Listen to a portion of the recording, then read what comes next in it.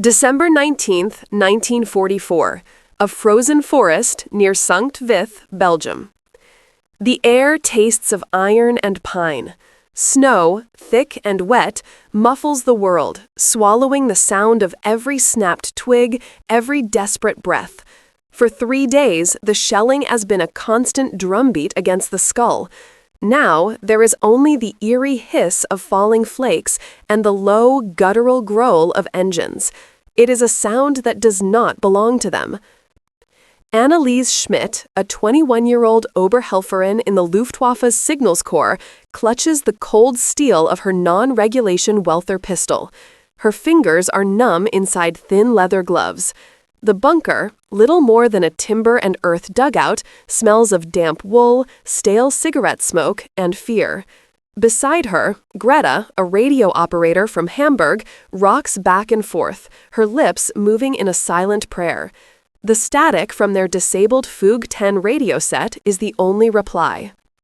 A shout from outside, in German, a boy's voice, cracked with panic. "They're here! Panzers! No! Shermans!" The engine noise intensifies, a mechanical predator closing in. The ground vibrates, shaking dust from the timbers overhead. Anneliese peeks through a narrow slit in the bunker's facade. Through the swirling snow, she sees them. Olive-drab monsters, their white stars stark against the gloom, churning through the forest, snapping trees like kindling, M4 Shermans. Behind them, ghostly figures in long coats advance, rifles held at the ready. Americans, GIs. The propaganda films had shown them as soft, decadent gangsters, chewing gum and dying easily. The men moving through these trees are not soft. Their faces are grim, smeared with dirt and exhaustion.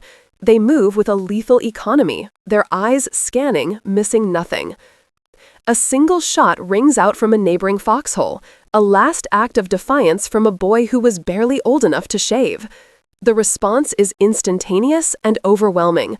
The chatter of a Browning .30 caliber machine gun rips through the forest, tearing into the frozen earth and the men hiding in it.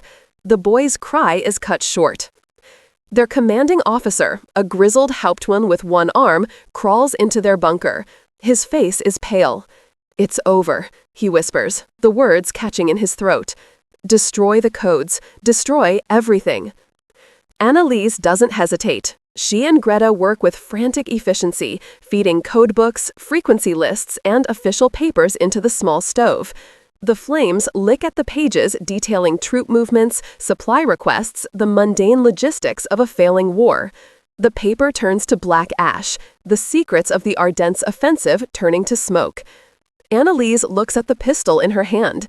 The stories they were told, what the Americans and the Soviets do to German women. Her thumb finds the safety catch. But the Hauptmann sees her. He gently takes the weapon from her grasp. "No, Fräulein, we are soldiers of the Reich. We will face them." The hatch to the dugout is thrown open, a blast of frigid air and blinding light. A figure stands silhouetted against the white snow, a Thompson submachine gun held loosely at his hip. "Raus! Hände hoch! Get out! Now!" The English is harsh, impatient. Slowly, one by one, they emerge into the gray light. Anneliese, Greta, 2 other female auxiliaries, the Hauptmann, and a handful of weary, wounded soldiers. Their hands are raised high. The snow falls on their faces, mingling with the tears freezing on Greta's cheeks. The Americans surround them, their weapons never wavering. They are so young, Anneliese thinks. Some of them are no older than her brother, who died at Stalingrad, but their eyes are ancient. A sergeant, a big man with a thick neck, pats them down for weapons, his movements rough but impersonal. He takes the Hauptmann's sidearm. He barks an order, and they are herded into a line. You are a prisoner. The thought is alien, a concept from a newsreel, something that happens to the enemy. Now it is happening to you. They are marched through the ruined forest, past the wreckage of their own war machine, a burning Panzer IV, its black cross obscured by soot, the dead bodies of their comrades, already being covered by a blanket of pristine snow. No one speaks. There is only the crunch of boots, the clink of equipment, and the steady, menacing rumble of the Sherman tanks. They believe they are fighting for their homeland, for their families, for a noble cause against the tide of Bolshevism and corrupt capitalism. They are patriots, caught in the gears of a war they did not start but were sworn to finish. The truth of their cause is as solid and unquestionable as the frozen ground beneath their feet. February 12, 1945. Cage 7, a temporary POW enclosure near Compiègne, France. The world has been reduced to mud and wire. For weeks they have lived in a sea of it, a thick, cold soup that sucks at their boots and coats everything in a film of brown grime. Cage 7 is a sprawling expanse of barbed wire fences and canvas tents, home to thousands of captured Germans. The women, nurses, secretaries, signal operators like Anneliese, known collectively as Wehrmachtshelferinnen, are segregated in a separate compound, but the bleakness is the same. Discipline is their armor. Led by the senior-ranking women, they maintain a rigid routine. Morning roll call, chores, meticulously keeping their uniforms and living quarters as clean as the mud will allow. They sing marching songs, their voices thin but defiant against the lash of the winter wind. It is a small act of rebellion, a way to remind themselves, and their captors, that they are not a broken rabble. They are still German soldiers. Their American guards are a mix of bored teenagers and weary veterans. They watch from the towers, trade cigarettes for watches through the wire, and mostly leave the women to their own internal governance. The women see this not as kindness, but as weakness, laziness, proof of the inferiority of the enemy. Inside the crowded tents, propaganda is the only currency. Whispers circulate like a contagion. The Wunderwaffen are coming, a nurse from Dresden insists, her eyes feverish. New rockets, new jets, they will turn the tide. They speak of the Allied bombing of German cities not as a military action, but as pure terrorism. They want to exterminate us, Greta says, her voice trembling with conviction. They kill women and children for sport. The stories about the camps are the most lurid. They are told the Allies starve their prisoners, that the Red Cross parcels are a sham, that disease is allowed to run rampant. Every cough, every shiver of cold is twisted into evidence of a deliberate policy of extermination. This is what they have been taught. It is the only narrative that makes sense of their defeat. They are not losing because their cause is wrong or their leaders have failed. They are losing because their enemy is barbaric, fighting a war without honor. Anneliese listens, and for the most part, she believes. How could she not? It is the same message she has heard for 12 years from the radio, the newspapers, the posters on every street corner. The Führer is a visionary, a protector. Germany is the victim, surrounded by enemies who envy its strength and purity. The Jews, the communists, the plutocrats, they are the cause of all suffering, a global conspiracy to hold Germany down. She had seen the newsreels of the happy, healthy workers in the labor camps contributing to the war effort. The pictures were proof. One day, a new figure appears in the camp. An American officer, a major, but he wears a British uniform with a small American flag patch on the shoulder. His name is Davies. He is older, in his 40s, with gray at his temples and eyes that seem to hold a profound sadness. Most importantly, he speaks flawless academic German. He walks through the compound, not with an armed escort, but alone, observing. He stops to ask women about their homes, their families. He is polite, calm, and utterly unnerving. The senior women order a policy of non-cooperation. Do not speak to him. Give him only your name, rank, and serial number. But Davies is patient. He doesn't interrogate. He asks questions. Where are you from, Fräulein? He might ask a woman from Munich. I was at the university there before the war. A beautiful city. Is the Englischer Garden still there? His approach is disarming, chipping away at the carefully constructed image of the brutish American GI. Anneliese watches him from a distance. There is something in his quiet demeanor that frightens her more than the armed guards. He represents an unknown, a different kind of threat. One afternoon, he approaches her directly as she mends a tear in her tunic. "That is the insignia of the Luftnachrichtenhelferinnen, yes?" he asks in German. Annelies stiffens, giving the practiced, cold reply. "Oberhelferin Annelies Schmidt, service number 348-55-921.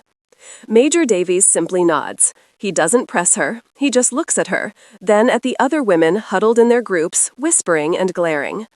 "You have all been told many things," he says, his voice soft, almost conversational.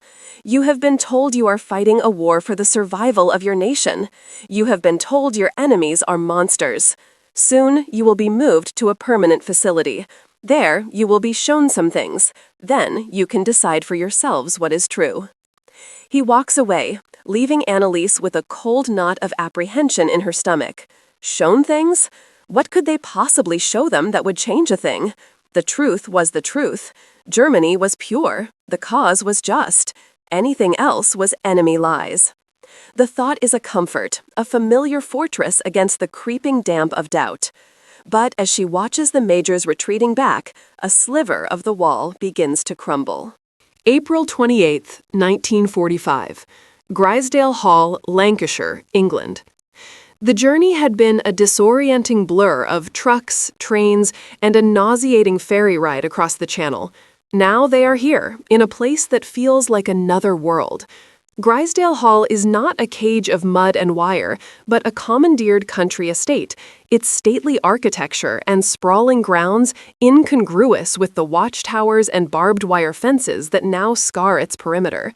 The air is damp and smells of green, living things, a stark contrast to the scent of decay and cordite that had defined their lives for so long. The relative comfort of the camp is unsettling. They are given clean bunks, hot meals, new-issue British bottle dress dyed a dull burgundy. The humane treatment is a form of psychological warfare, Annelies decides, a trick to soften them up.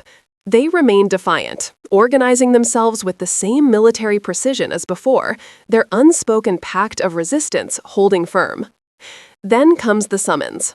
Compound B, all personnel, mandatory assembly, Hut 12, 1900 hours. The order is delivered by a British sergeant whose accent is so thick they can barely understand him. Hut 12 is a long, dark Nissen hut, smelling of damp metal and unwashed bodies. Inside, rows of wooden benches face a white sheet tacked to the far wall. In the back, a 16mm film projector sits on a table, a silent, mechanical oracle. The women file in, their faces a mixture of suspicion and contempt. They sit, rigidly, their backs straight, a phalanx of German womanhood ready to withstand another barrage of enemy propaganda. Major Davies stands at the front of the room. He looks tired. "Guten Abend," he begins, his German as precise as ever. "For the past several years, your government and your press have controlled everything you have seen and heard. They have told you a story about this war. Tonight, we are going to show you a different story. There will be no commentary, no narration. We will simply show you the film footage our camera crews have taken over the past few weeks as Allied forces have advanced into the Reich. That is all." A switch is flipped. The hut is plunged into darkness. The projector begins to whir and click, a beam of dusty light cutting through the blackness to hit the screen. The film begins. There is no title card, no music, just raw, silent, black and white footage. The first images are of British soldiers from the 11th Armored Division. They look haggard, sickened. They are using bulldozers. Annelies frowns. What are they doing? The camera pans, and a collective gasp ripples through the room. The bulldozers are not pushing earth. They are pushing bodies, piles of them, emaciated, naked, tangled limbs like heaps of discarded mannequins. The scene shifts. The camera moves through a concentration camp. The name Bergen-Belsen appears on a wooden sign. The camera follows a British medical officer walking past rows of skeletal figures lying on the ground. Some are dead, some are still breathing, their eyes wide and vacant, too weak to move. They stare at the camera, at the viewer, at Annelies. Someone in the dark hut begins to sob quietly. A harsh voice hisses, "Stillgestanden. It is a trick. Actors. But the images keep coming, relentless and irrefutable. A mass grave, a yawning pit filled with thousands of corpses. Women guards, captured SS personnel, being forced to carry the dead. Close-ups of the bodies, the skin stretched tight over bones, the tattooed numbers on their arms. The camera lingers on the faces of the liberators, young soldiers vomiting, their faces masks of horror and disbelief. These are not actors. Their revulsion is too real. Then, the survivors. They are walking skeletons, wrapped in filthy striped uniforms. They cling to the wire, their movements slow, spectral. The camera focuses on a woman, perhaps no older than Annalise, holding a bowl. Her head is shaved, her eyes are black holes in a skull-like face. She does not look human. Annalise feels a wave of nausea. Her mind screams, propaganda. It has to be. A Hollywood production. They have dressed up starving actors. But her soldier's eye for detail betrays her. The uniforms of the British soldiers are correct. The insignia on their tanks is authentic. The landscape is unmistakably German. The sheer scale of it. No one could fake this. No one would even imagine it. She remembers whispers she had dismissed back home, rumors of special camps in the East. She remembers the way people would fall silent when the topic of the Jews who had vanished from their neighborhoods came up. The film shows piles of personal effects, mountains of shoes, from men, women, and heartbreakingly from tiny children, piles of eyeglasses, suitcases with names and addresses from all over Europe neatly painted on them, a heap of human hair. The quiet sobbing in the hut has now been joined by others. Some women are openly weeping. Some are staring at the screen, their faces frozen, catatonic. Others, the most zealous, are muttering furiously, "Lies, lies, all lies."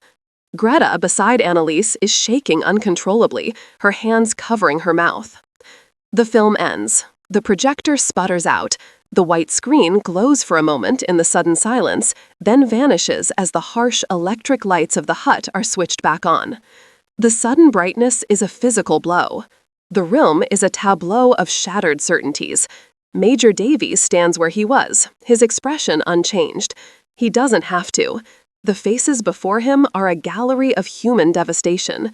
Faces contorted in shocked disbelief, in dawning horror, in furious denial, and in the profound, bottomless abyss of shame. The 24 hours following the screening are a descent into chaos.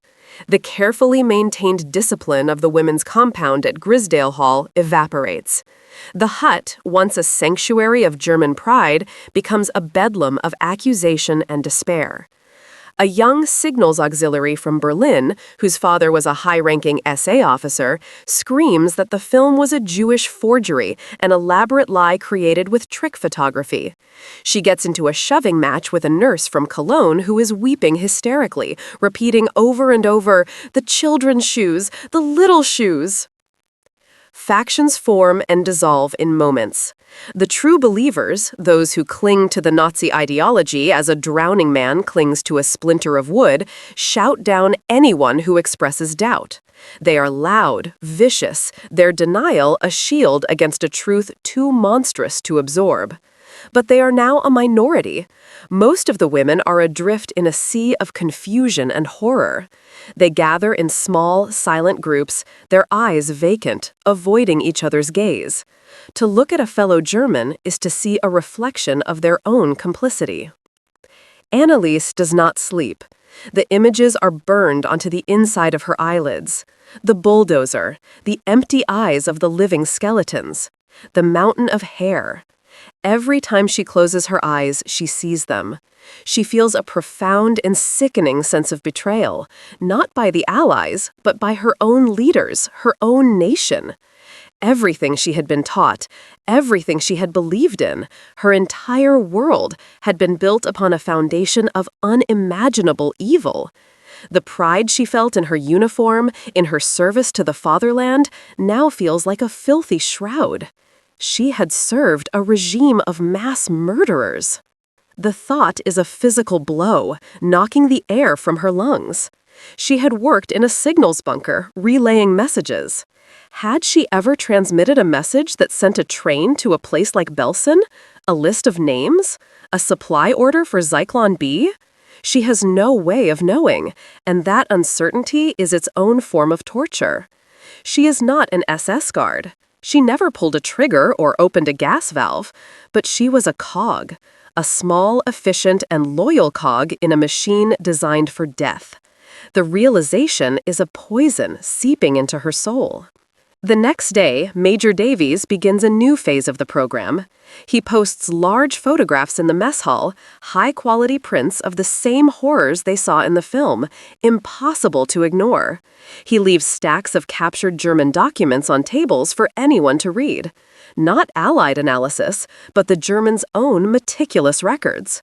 Shipping manifests for the death camps, memos discussing the most efficient methods of corpse disposal, orders signed by men whose faces they recognized from newspapers and newsreels. Anneliese finds herself drawn to the documents, a moth to a flame. She reads a report from an SS officer complaining about the psychological strain on his men from conducting mass shootings and recommending the cleaner solution of gas chambers. The language is bureaucratic, chillingly detached. It is the language of her own work, the sterile tone of military reports. She seeks out Major Davies. She finds him in a small office, a map of Germany on the wall behind him, dotted with red pins indicating liberated camps. She doesn't know what she wants to ask. She just needs to speak, to make sense of the abyss that has opened up before her. Why is the only word she can manage. Davies looks up from his paperwork. He gestures to a chair. Why did it happen? Or why are we showing it to you? Both, she whispers, her voice hoarse. We are showing it to you, he says, leaning forward, because for Germany to ever be rebuilt, you, the German people, have to understand what was done. You cannot build a future on a foundation of lies. As for why it happened, that is a question your people will have to spend generations trying to answer. He pauses, his gaze steady, not accusatory, but deeply serious. Did you ever hear rumors? Did you ever see Jewish neighbors being taken away? Did you never wonder where they went? The question is a stiletto to the heart. Anneliese flinches, remembering. The Hersch family, who lived 2 doors down. The old man was a professor. They were quiet, kind. One night in 1942, a black car came. They were gone the next morning. People on the street said they had been resettled in the East. No one asked any more questions. It was safer not to. At the time, she had accepted it. It was official. It was for the good of the nation. Now, the memory makes her feel physically ill. We were told they were being sent to work, she stammers, knowing how feeble it sounds. Some were, Davies says quietly. They were sent to work until they died. He pushes a photograph across the desk. It's a picture of a female guard at Belsen, a young woman, not much older than Anneliese, with a smug, cruel look on her face. She is an SS Aufseherin, a German woman just like her. But her eyes are dead. There is no humanity in them. Anneliese looks down at her own hands, resting on her lap. They look alien to her, the hands of a stranger. She had thought she was serving her country. But what was that country? What had she been a part of? The pride is gone, the defiance is gone. All that remains is a hollow, echoing shame. She looks at her reflection in the dark glass of the office window and sees not a soldier, but the ghost of a person whose identity has been utterly and irrevocably destroyed. May 8, 1945. The war in Europe is over. The news arrives at Grisdale Hall not with a bang, but with a quiet announcement over the camp's loudspeaker. Victory. Unconditional surrender. For the British Guards, there is muted celebration. For the German women, there is only a vast, empty silence. There is no shock, no grief for the failed cause. The cause had been dead to most of them for weeks, ever since the flickering images on the screen in Hut 12 had murdered their faith. The end of the war is merely a formal acknowledgement of a reality they were already inhabiting, the reality of total, absolute, and morally catastrophic defeat. The re-education program continues, but its nature changes. The focus shifts from confronting the atrocities to contemplating the future. Major Davies and his team bring in German-speaking educators, some of them refugees who fled the Nazi regime. They hold lectures on democratic principles, on the structure of the Weimar Republic, on the philosophy of Kant and Goethe, trying to reconnect the prisoners with a German identity separate from the 12-year nightmare of National Socialism. For some women, it is a lifeline. They engage in discussions, read the books they are given, and begin the painstaking process of building a new intellectual framework for their lives. They are grappling with the concept of collective guilt, die collective Schuld. Are they all to blame? If they knew nothing, can they be guilty? The debates are quiet, intense, and agonizing. For others, the truth is a weight too heavy to bear. They retreat into a hardened shell of denial, a fortress of delusion from which they will never emerge. They insist the films were fake, the documents forged, the entire Holocaust a victor's lie designed to humiliate the German people. It is a psychological necessity for them. To admit the truth would be to admit that their husbands, brothers, and sons had died for a government of monsters, that their own sacrifices were meaningless. Anneliese is somewhere in between. She is not in denial, but she is lost in a fog of shame. She attends the lectures, listens to the words, but they feel distant, academic. Her guilt is not abstract, it is personal. It is the memory of the Hirsch family's empty house. It is the memory of cheering for the Führer at a rally in Nuremberg. It is the memory of her own ignorance, an ignorance she now understands was a choice to look away, to not ask questions, to believe the comfortable lies. How do you atone for a sin of omission that contributed to a crime of such magnitude? In the autumn of 1946, her repatriation papers come through. The journey home is the reverse of her capture, a ferry, a train, a truck, but she is a different person. The proud, defiant young woman is gone, replaced by a quiet, haunted stranger. She is transported through a landscape of ruin. Cities that she remembered as vibrant centers of culture are now skeletal remains, vast fields of rubble where life once thrived.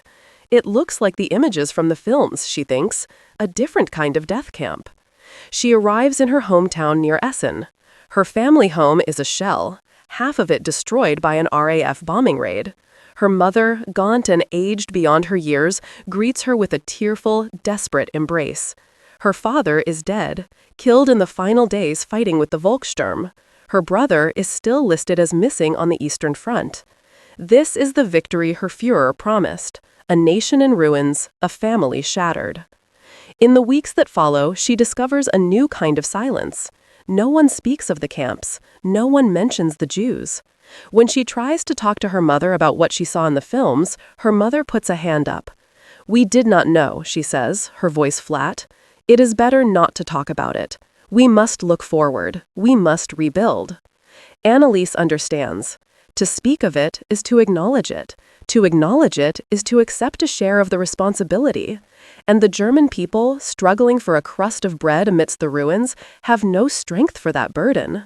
A nationwide amnesia begins to set in, a collective agreement to forget, to bury the past under the rubble and build something new on top of it.